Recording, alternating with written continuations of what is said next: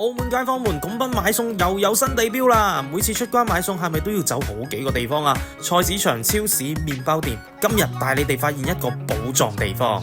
今日搞乜東東啊？就喺拱北關口附近啊！先一街超市新開業啊！喺關口出嚟咧超方便，一日三餐需要全部一盞備齊啊！鮮肉區，牛肉29個8一斤啊！蔬菜區，問下大家，番茄9毫8，算貴定平？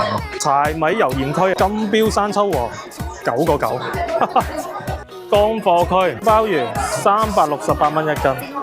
零食區啊，飲品區、水果區，藍莓19個8一盒啊。烘焙區，我覺得珠海啲鮑已經夠晒平啦，佢仲同我打5.8折。牛肉丸專檔，唔係講笑，我真係好中意食呢度嘅牛丸。豆腐啊，燕窩豆腐啊，燒味、涼拌菜、人工燒肉餅，現做現賣啊！仲可以得閒過嚟試食下㗎。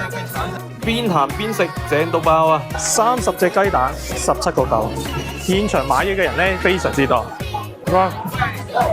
忍唔住啦，買咗一斤牛丸翻去。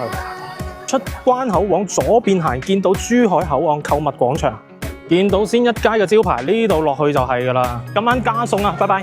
記得點讚關注咩東東啊！